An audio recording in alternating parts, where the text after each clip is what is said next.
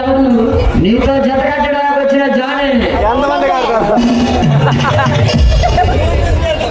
అయితే నా చేతిలో చెప్పు దెబ్బ తినాల్సిందే. జ్యోతి వాటే ఐస్ క్రీమ్. ఇది నా మాజీ లవర్ పేరు. నీలాంటి పౌరులకి ఒంగోలు గెత్తాలంటే నాకెంతో ఇష్టం.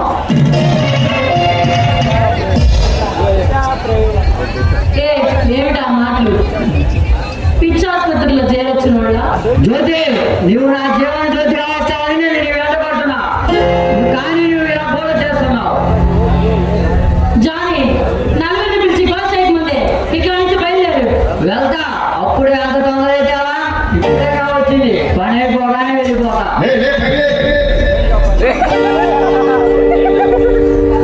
అదే ఏమిటా పని? అదే ఇద్దరు లవర్స్ చేసుకునే అందమైన ఆట. ఆట నీతో ఆడి నా మగసిని నీకు తెలియజేసి వెళ్ళిపోతా. అలా అయితే నా చేతితో మళ్ళీ చంపదెబ్బ నువ్వు. నా చంప మీద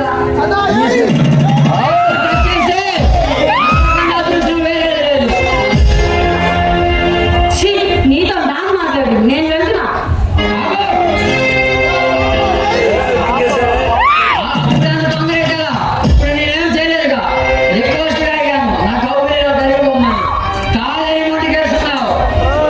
పిచ్చి వాళ్ళు కట్టి పెట్టి పని చూసుకో వెళ్ళి.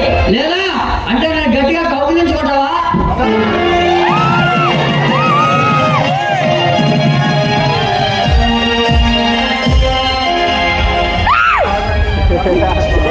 జ్యోతి నీవు కాదంటే నేను రాక్షసుడిగా మారాల్సి వస్తుంది. నిర్ణయం నీదే. టెల్ మీ 1 2 3 చాయిస్ నీదే. లేదా బలవంతంగా అనుభవించాల్సి వస్తుంది.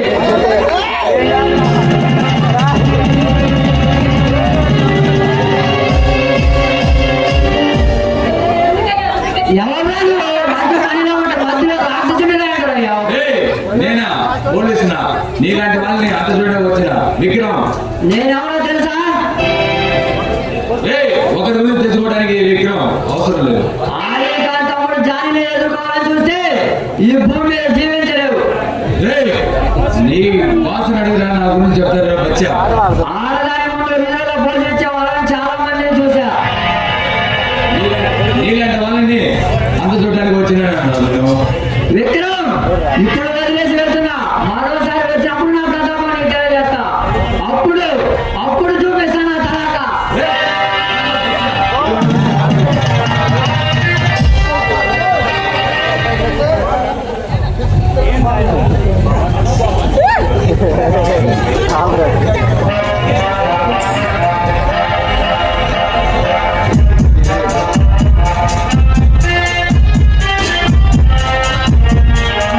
విక్రమ్, నువ్వు ఎప్పుడు ఇంతే.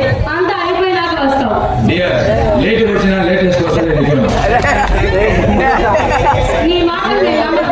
నువ్వు అన్ని అబద్ధాలు చెప్తున్నావు. నేనేం చెప్పాను? నేను ఎప్పుడు అబద్ధం చెప్పలేదు. మనం ఉద్యోగం కోసం ట్రై చేస్తున్నావు అని చెప్పరా? కానీ నువ్వు సిబిఐ ఆఫీసర్ అని నా దగ్గర ఎందుకు దాచావు? భార్య లేదు, నేను ఏదో తమాషగా చెప్పాను. విక్రమ్, మీలాంటి మంచి వ్యక్తి ఏ అమ్మాయి పడదు చెప్పండి. ఇప్పుడు తెలియదు. ఏమిటి విక్రమ్? నువ్వేమంటావు? నీ రోజు నా మనసులో మాట చెప్పలేదు. విక్రమ్, నువ్వు నా కళ్ళ రాకుమారుడు. జ్యోతి నువ్వు నా జీవన జ్యోతి.